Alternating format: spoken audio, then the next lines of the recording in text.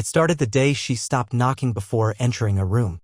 It was such a small thing, but it hit me harder than it should have. Lindsay, that's her name, always used to have this light tap before she came in, like a rhythm only we knew. Now she just barged in as if nothing in my space was worth the courtesy anymore. That was the first shift. I didn't comment. I memorized it instead. The next came like a whisper through a closed door. I was fixing the sink in the laundry room when I heard her in the kitchen laughing too sweetly into her phone.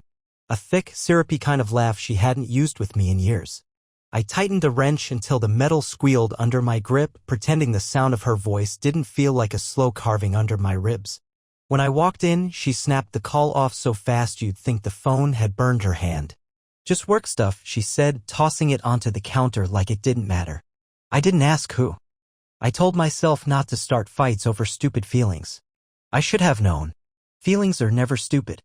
They're warnings wrapped in gut instincts. A few nights later, I found a receipt tucked into her coat pocket. A dinner for two at a steakhouse way out of town, the kind of place we used to save for anniversaries. I stared at the date. 2 days ago. Shed told me she was visiting her sister. I didn't confront her. Not yet. I folded the receipt, slipped it into my wallet, and went to bed with the taste of cold iron in my mouth. The final crack wasn't a whisper. It was an explosion. It was Thanksgiving. We were sitting around the big oak table at her parents' house, the one her father had built by hand before he drank himself into a heart attack. It was supposed to be the kind of day you tell your kids about someday. Warm smells, loud laughs, half-burned pies. Instead, Lindsay stood up mid-meal, her fork clattering onto her plate like a gunshot. "We voted," she said, her voice bright and cruel. "You're no longer family." There was a pause. A thick, stunned moment where I thought she was joking. Some weird inside joke, maybe. Some twisted holiday prank. Then the whole table, her sisters, her brothers-in-law, her mother, erupted into cheers like they were at a football game and their team had just won.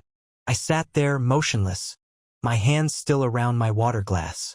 I remember thinking how heavy the air felt, like wet concrete pressing down on my chest. I smiled, wide, hollow. I reached into my jacket and pulled out a slim blue folder. Calmly, like I was handing over a birthday card, I slid it across the table towards her. "Then you won't need this," I said, my voice low enough that it cut through the noise. She opened it. And she screamed. Not a small gasp, not a startled yelp. A full-throated, furious, wounded scream that made the dog under the table bark and her aunt drop her wine glass in shock. Inside the folder were printouts, bank transactions, hotel bookings, text messages between her and some guy named Derek, screenshots of the restaurant's security footage, pictures of her, sitting too close to him, leaning in, whispering things that had nothing to do with friendship or business. The room went dead silent. No one cheered now. Her mother's face went ghostly pale. Her sister's mouth hung open. I stood up slowly, pushing the chair back with a screech. I looked at Lindsay, really looked at her. For the first time in a long time, the woman who had once kissed my bruises and whispered dreams into my ear at night now looked at me like I was the enemy for daring to show the truth. Her lip curled, not in guilt, in anger, as if I had ruined her show, spoiled her big moment, as if I had betrayed her. She flung the folder at me. Papers fluttered everywhere like wounded birds.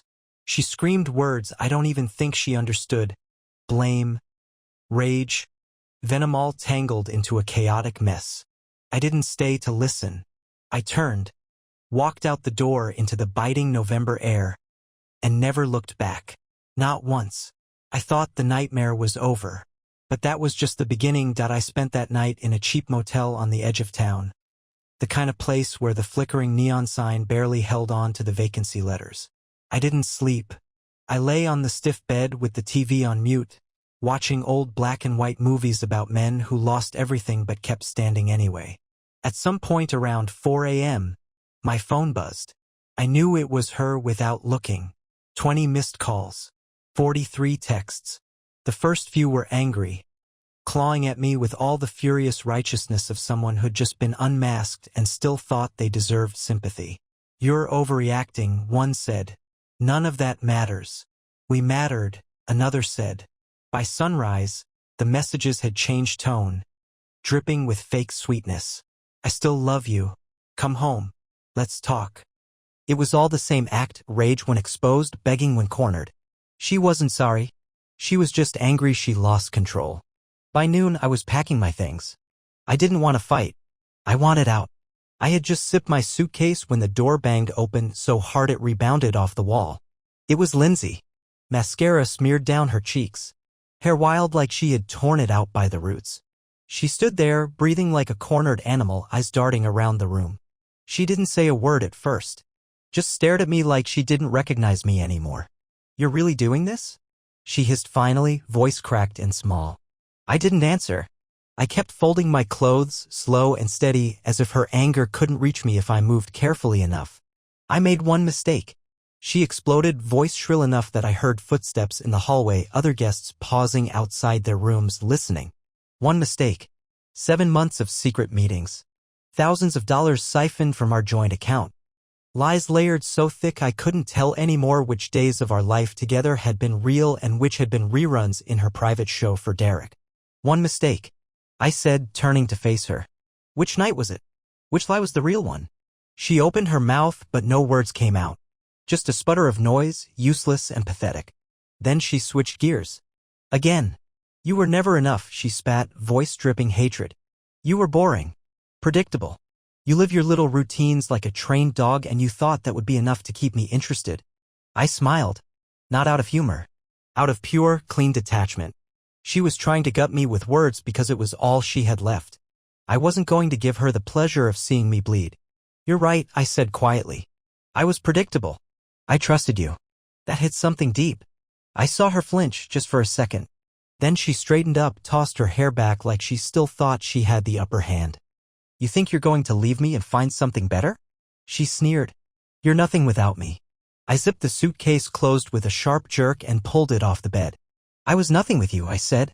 Her hand twitched, maybe to slap me, maybe just out of sheer helpless rage. I didn't wait to find out. I walked past her, the wheels of the suitcase thudding unevenly over the cheap carpet. She followed me into the parking lot, barefoot, screaming, attracting stares from a few people leaning on the balcony railings above. You'll regret this. She screamed after me, voice breaking into a screech that echoed off the concrete walls. You'll be crawling back. I threw the suitcase into the trunk and got into the car without a word. I didn't look at her once. As I drove away, I caught a glimpse of her in the rearview mirror, standing there alone in the parking lot, trembling and small, a queen stripped of her kingdom. But I knew better than to think it was over. Women like Lindsay don't lose quietly. They set fires on their way out. And something in the way she was standing there told me the real damage hadn't even started. It didn't take long for the calls to start. First from her mother, then her sisters, then mutual friends, people who used to sit across from me at dinner tables and laugh at my jokes. Now their voices were cold, clipped, rehearsed. You abandoned her when she needed you most. She made a mistake and you're throwing away years together. You're being cruel. The words piled up like wet, heavy blankets. I didn't bother explaining. Let them believe what they wanted. People love a villain. Especially when it's easier than admitting the princess they adored was just a well-dressed liar.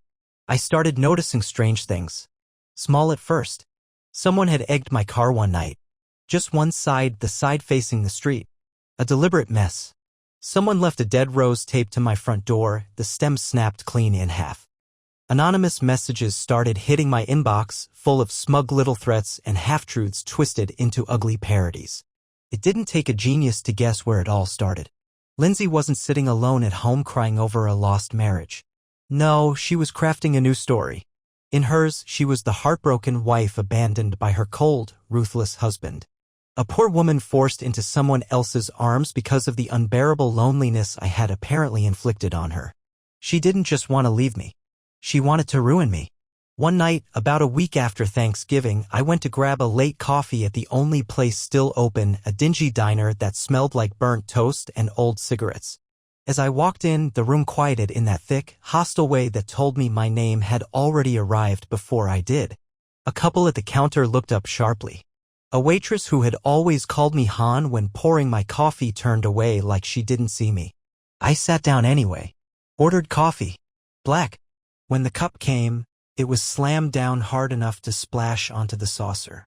I looked up and saw her, Rachel, one of Lindsay's oldest friends, a woman who had once cried into my shoulder about her failing marriage. She leaned in close enough that only I could hear. "You should be ashamed of yourself," she whispered. Then she turned and stalked off. I sat there, staring at the swirl of cheap coffee, feeling the heat rise in my chest. Not from embarrassment, from fury. Lindsay hadn't just poisoned our relationship. She was poisoning my whole life, quietly, ruthlessly, with a surgeon's precision. And somehow I knew this was still just her opening act. When I finally got home that night, a pale yellow envelope was shoved halfway under my door. No stamp, no name. Inside was a single sheet of paper. "You're a monster. We know what you did." No signature, no explanation, no mercy. I crushed the paper into a tight ball and dropped it in the trash. I should have been scared. I wasn't. I was angry. The kind of anger that doesn't flash and fade, but smolders and sharpens until it becomes something else entirely. Something patient. Something cold. She wanted a war? Fine. I wasn't going to fight on her terms. But I wasn't going to lose either. The first thing I noticed was the silence. Real silence, not the peaceful kind, but the strained, twitching kind that creeps into a room right before something ugly happens. I stepped into the office Monday morning, coffee still warm in my hand, and every single head in the open space pivoted toward me. Then away, pretending they hadn't been staring. Whispers shot across cubicles like static electricity. I didn't have to guess. I already knew. Lindsay had found a way in. I made it halfway to my desk before I saw her. Standing there, wearing a cream-colored dress she used to save for weddings and anniversaries, her makeup flawless, her smile wide and wrong. "Lindsay." In my office. Before I could even open my mouth, she spoke, loud enough that everyone could hear. "Why won't you talk to me, baby?" The room froze. Phones stopped ringing. Someone coughed awkwardly in the back. I kept walking. Calm. Detached. The only way to survive quicksand is not to thrash. She followed, heels clicking like gunshots on the tile. "You're making a mistake," she said, louder now. "I love you. Don't throw us away over a little misunderstanding." A little misunderstanding. 7 months of lies. Public humiliation. Psychological warfare.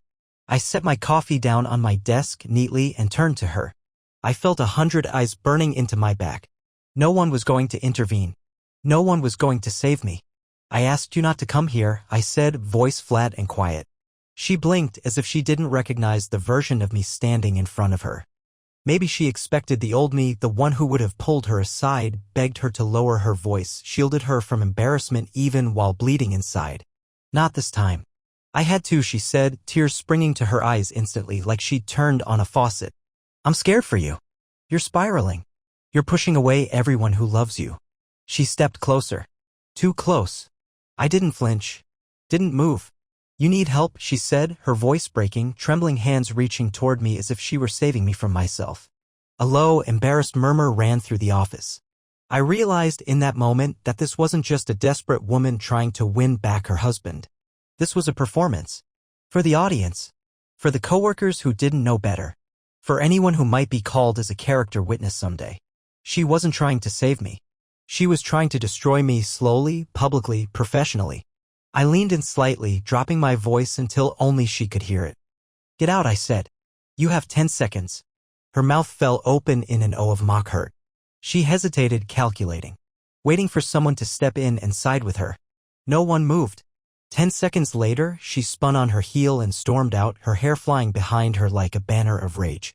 I stood there, breathing slow and deep, heart pounding so hard I could feel it in my teeth. The silence stretched longer until finally someone coughed again and pretended to refocus on their screen. The manager, a man who once invited me to his kid's birthday party, shuffled up awkwardly a few minutes later. "Everything okay?" he asked, too cowardly to make eye contact. "Peachy," I said. I worked the rest of the day in a bubble of poisoned air, every small interaction laced with suspicion. Every glance a quiet question they didn't dare ask aloud. When I finally got home, there was another envelope tucked under my door. This time, no letter. Just a photo. A photo of me sitting alone in that diner a few nights ago, sipping coffee, staring at nothing. Taken through the window. From outside. I turned the photo over. 4 words were scrawled on the back in thick, jagged ink. "You can't hide forever." He sat on the floor of my living room, the photo dangling from my hand, listening to the hollow tick of the clock on the wall. You can't hide forever. It wasn't a threat meant to scare me. It was a declaration. Lindsay wasn't going to stop because she couldn't. She needed an enemy to blame, to punish, to chase. Otherwise, she'd have to look at herself. And people like her would rather burn down the whole world than admit they lit the match. I stared at that photo for a long time. Then, for the first time since it all started, I smiled. Not a bitter smile. Not a broken one. A real one. Because somewhere in the chaos, I had finally stopped reacting. I started planning. I wasn't going to fight her in the places she expected. Screaming matches in parking lots. Desperate apologies behind office doors. No. That was her battlefield. I was going to end this my way. Cold. Clean. Absolute. The next morning, I called in sick to work. Not because I was scared, but because I needed space. Time. I spent the day making lists. Hard lists. Brutal lists. I listed every mutual friend we had and what they knew. I listed every lie she had told publicly. I mapped the stories she had spun and who she had spun them for. I went through our old texts, our old emails, every little breadcrumb of the life she wanted to pretend never existed. I gathered proof. Not for the police. Not for some courtroom showdown. For the only trial that mattered. The one happening silently in the minds of everyone she was poisoning against me. I wasn't going to defend myself. I was going to show them. Quietly. Surgically. No messy battles, no public outbursts. Just the slow, methodical removal of every mask she had ever worn. The first step was a mutual friend, Mark, a guy I once pulled out of a ditch after a bachelor party gone wrong.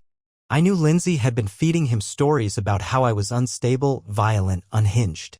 I sent him a simple email. One attachment. A screenshot of a text conversation from 3 months ago where Lindsay bragged about having Mark wrapped around her finger and how she could make him hate anyone I want if I cry enough.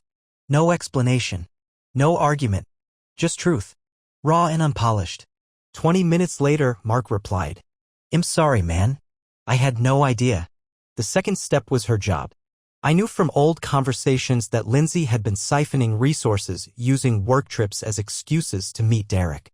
A few quiet tips to the right people, an anonymous envelope with carefully organized evidence, and by the end of the week, she was under review for misconduct. She never saw it coming. She thought the stage was hers alone. She forgot that the curtain can fall in silence, too. And then, finally, there was Derek. The knight in cheap armor. I didn't contact him directly. That would have been sloppy. Obvious. Instead, I sent a single message through an anonymous account to Derek's fiancée. Yes, he had one, a woman named Tara, whose Instagram was full of smiling vacation photos and sickeningly sweet captions. Attached were screenshots. Hotel bills. Pictures. All dated and timestamped. No explanations. No threats. Just cold facts. Tara didn't respond. She didn't have to. 3 days later, Lindsay's world cracked open. It started with a post on social media, not from me, not from anyone obvious. Just a shared post from Tara, no caption, just a broken engagement announcement. By nightfall, rumors were swirling like smoke. By morning, Lindsay was alone. Truly, finally alone. And she knew exactly who had pulled the last thread. Me.it took her 3 days to show up again. 3 days of silence after months of chaos. I should have known it wasn't real. Lindsay wasn't the type to surrender, not really. She was the type who smiled while planning the next ambush. It was late evening when I heard the knock. Not the furious banging she used before. A soft, almost apologetic tapping. I knew it was her before I even moved. I didn't answer right away. I let her knock again. And again. When I finally opened the door, she was standing there like a ghost. No makeup. Hair unwashed, pulled back into a messy knot.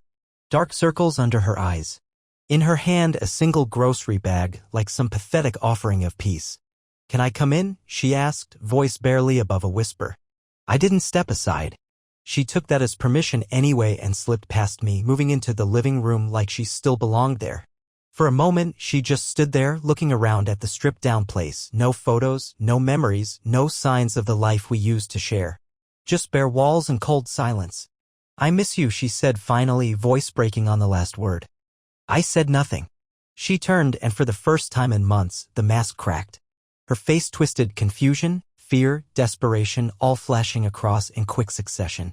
She wasn't used to this version of me. She had trained herself on the man who would bend, who would comfort her even when she didn't deserve it. "You're destroying everything," she said, her voice rising. "We can fix this. We can start over." I leaned against the wall, arms crossed. "Start over?" I said. "At what point did you ever stop?" She blinked, thrown off. I pushed off the wall and stepped closer, not aggressive, just steady. Unshakable. "You didn't come here to fix anything," I said. "You came because the walls closed in. Because the stories are collapsing. Because no one is left to clap for your performances." Tears welled up instantly. Reflex tears. Automatic. "I love you," she whispered. "No," I said calmly. "You love winning." Her hands clenched into fists, the grocery bag crumpling against her thigh. "You think you're better than me now?" She hissed. "You think you're clean in all this?" I almost laughed. "Better?" "No," I said. "Just free." She stood there, breathing hard, trembling with rage that had nowhere to go. Every weapon she had ever used, guilt, seduction, anger, tears, lay useless on the floor between us. She moved closer, desperate now. "I'm pregnant," she blurted. The words hung in the air like a rotten stench. I stared at her. No reaction. Nothing moved on my face. Because I already knew. I'd seen the hospital records. I knew about the appointment she had 2 weeks ago, a consultation for fertility treatments. I knew she wasn't pregnant. Hadn't even been trying. It was another weapon. Another lie. But she didn't know I knew. So I let her twist. I tilted my head slightly, watching her squirm.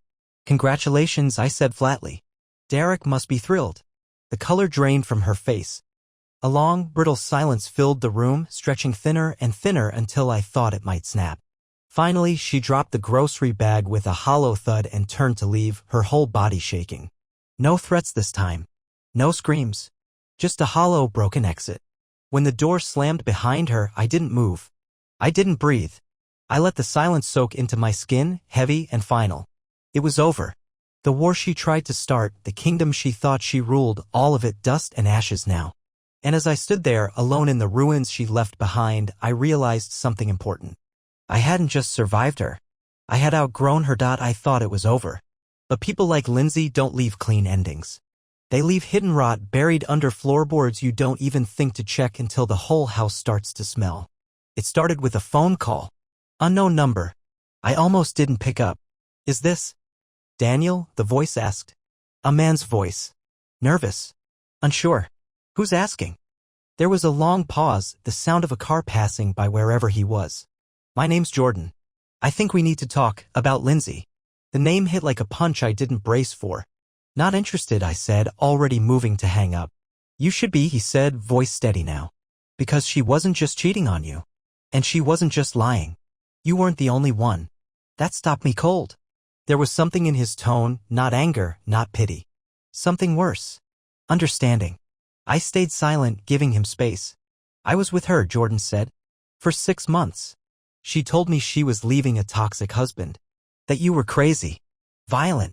She had me convinced I was saving her." I leaned against the wall, heart pounding with a sick, exhausted rhythm. He kept talking, voice shaking slightly. "And when I found out about Derek, I realized I wasn't the only one either." My mind reeled, pulling back through conversations, glances, missed calls, pieces that didn't fit now clicking into place like the sick teeth of a rusted lock. Lindsay hadn't been in love. She hadn't been desperate. She had been running a goddamn con. On me. On them. On everyone. "Why are you telling me this?" I asked finally. Another pause. Then Jordan said something that chilled me to my bones. "Because she's trying to pin something on you." I straightened up, every muscle tight, alert. "What are you talking about?" "She's saying you harassed her. She's been collecting messages, photos, twisting things, preparing a case. I heard her talking to someone about it at a party." Laughing. His words hit harder than I wanted to admit. Lindsay wasn't just angry. She was planning to wipe me out completely. Legally. Socially. Maybe even financially. And the worst part? She had been planting seeds for months. All those staged outbursts. The fake tears at my office. The photo through the diner window. All of it carefully scripted evidence to use when she decided it was time to crush me for good. I thanked Jordan. Hung up. Then I sat there, staring at the blank wall. The rage I felt wasn't wild or chaotic anymore. It was cold. Sharp. Focused. This wasn't about heartbreak. This wasn't about revenge. It was about survival. I couldn't afford to let her take another step. Not one. Because next time it wouldn't just be my pride she shredded. It would be my life. I didn't waste a second. That night, I started building my wall. Not a physical one, something far stronger. A legal, documented, airtight shield against the hurricane Lindsay was preparing to unleash. First, I gathered everything. Screenshots of her endless late-night texts. Her showing up at my work uninvited. The photo she had someone take of me through a diner window, proof that she had been stalking me. The records from the motel check-in after Thanksgiving. The receipts showing no contact after she barged in. Every accidental, desperate email she'd sent begging for forgiveness and pretending nothing ever happened. Proof layered on proof. Carefully dated, clearly organized. Second, I contacted a lawyer. Not just any lawyer, one who specialized in false harassment accusations and reputation destruction cases. A man who had been in courtrooms nastier than war zones. I laid everything out, brutally honest, no hiding. When I finished talking, there was a silence. Then the lawyer leaned forward, voice low and cool. "She's setting you up," he said. "But if you're ready, we can flip it." Hard. I was ready. More ready than she could ever imagine. The plan wasn't loud. It wasn't dramatic. It was surgical. First move, I filed a preemptive restraining order. Carefully worded. Backed up by overwhelming evidence. No grand accusations. Just quiet, powerful documentation. The court date was set within days. Second move, I had Jordan and a few others, people she had burned along the way, write affidavits detailing her manipulation, lies, and threats. I didn't coach them. I didn't even suggest what to say. They were eager enough to finally have their side heard. Third move, I stayed silent. No social media posts. No dramatic texts. Nothing Lindsay could spin into a news story. Just pure, deafening absence. I knew it would drive her insane. And it did. 2 nights before the court hearing, she showed up again. This time, she didn't knock softly. She hammered the door like she wanted to break it down. When I opened it, she looked feral, a hair wild, cheeks flushed with rage. "You think you're so smart," she hissed, stepping too close, trying to intimidate me with the old tricks. "You think people are going to believe you over me?" I said nothing. She laughed, a sharp, ugly sound. "You're pathetic," she spat. "Everyone sees it. You're nothing without me." And then she did the stupidest thing she could have possibly done. She shoved me. Hard. Right into the door frame. What Lindsay didn't know, couldn't have known, was that there was a small camera installed right above the door. Quiet. Legal. Rolling. Capturing every second. She realized too late. Saw the little blinking light. Her face drained white. "You set me up," she gasped. "No," I said quietly. "You set yourself up." She stumbled back, eyes wide, chest heaving. "You'll pay for this," she whispered. Then she turned and ran. Ran. Not like a queen. Not like a victim. Like a coward who finally saw the noose tightening around her own neck. I closed the door. Locked it. Sat down on the couch in the dark and let the silence settle around me again. This time, it felt different. Not heavy. Not crushing. It felt clean. It felt like the moment just before a storm breaks wide open and washes everything rotten away. In 2 days, the court would see everything. Every lie. Every manipulation. Every mask she had ever worn. And this time, it wouldn't be my world crumbling. It would be hers. The courtroom smelled like stale coffee and cold fear. I sat at the long wooden table, my lawyer calm beside me, a thin folder of evidence stacked neatly between us. Across the room, Lindsay sat alone, tapping her manicured nails against the table, a tight, brittle smile stretched across her face. She still thought she could win. She still thought charm and crocodile tears would save her. The judge entered, a woman with silver hair pulled into a tight knot, no patience for drama. She adjusted her glasses, glanced over the case notes, and called us to order with a voice sharp enough to slice glass. My lawyer went first. He didn't make speeches. He didn't posture. He simply slid the evidence across the table and let it speak for itself. Photos. Texts. Affidavits. The video of Lindsay shoving me timestamped, unedited, undeniable. The judge watched it twice without a word. Lindsay flinched the second time the shove played out on the screen. A small, almost imperceptible tremor in her hand betrayed her. Then it was her turn. She stood up, clutching a crumpled piece of paper, shaking in that rehearsed way she thought made her look vulnerable. "Your Honor," she began, voice trembling. "He's lying. He's manipulating everything. He's dangerous." She started crying, messy, loud sobs that echoed off the marble walls. Nobody moved. The judge didn't blink. Lindsay kept going, painting herself as the abandoned wife, the victim, the martyr. She spoke for 5 minutes. 10. 15. Digging herself deeper with every hysterical sentence. Finally, the judge held up a hand. Enough. Without even looking at her again, she turned to the bailiff and asked for the recording of the previous testimonies to be entered into evidence. Jordan's statement, Tara's, even Rachel's, the waitress who had once spat at my feet in the diner but who later, after seeing the truth unravel, wrote her own apology and signed it under oath. One by one, the lies crumbled.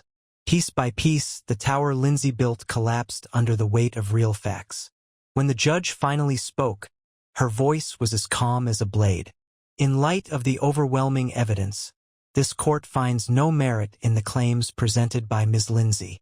Further, the court grants the restraining order in favor of Mr. Daniel. All counterclaims by Ms. Lindsay are dismissed with prejudice. Dismissed with prejudice, meaning she couldn't try again.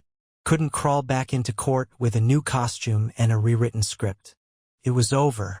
Truly, legally, permanently over. Lindsay didn't move. For a moment, I wondered if she even understood what had just happened. Then she dropped into her chair like a puppet with its strings cut. No tears. No tantrums. Just nothing. A black hole where all her fire used to be. I stood up slowly, feeling the chains around my chest finally snap loose. No cheers. No applause. Just the clean, satisfying sound of reality falling into place. I walked past her without looking, without stopping, without a single word. She didn't exist anymore. Not to me. Outside the courtroom, the sky was overcast, heavy with rain that hadn't fallen yet. I breathed in the cold air, sharp and clean, and for the first time in what felt like a lifetime, my lungs filled all the way. I was free, but part of me knew Lindsay wasn't done. Not completely.